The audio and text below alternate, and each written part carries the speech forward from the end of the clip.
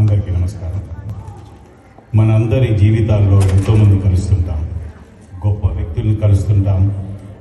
ఒక మహానుభావుని కలవటం పూర్వజన్మ సుకృతం. అలాగే నేను కలిసిన మహానుభావుడు సిరివెన్నెల సీతారామ శాస్త్రి. ఆయన పేరు వింటేనే మన తెలుగువారందరికీ ఒక మంచి అనుభూతి, స్ఫూర్తి. ఆయన గురించి చెప్పాలంటే మనకున్న నిడివి సరిపోదు, కాబట్టి దాని గురించి చెప్తాను. శాస్త్రి గారి అసలు పేరు చెంబోలి సీతారామ శాస్త్రి.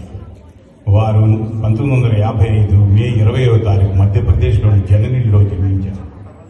తండ్రి గారి పేరు చెంబోలు వెంకటేవుడి, తల్లి గారి పేరు సుబ్బలక్ష్మి. శాస్త్రి గారి బాల్యం, విద్యాభ్యాసం అంతా అనకాపల్లిలో జరిగింది.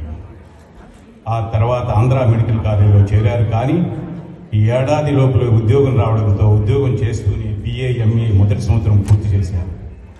శాస్త్రి గారి భార్య పేరు పద్మావతి, కూతురు పేరు లలితాదేవి, పెద్దబ్బాయి పేరు యోగి, చిన్న కొడుకు పేరు రాజా.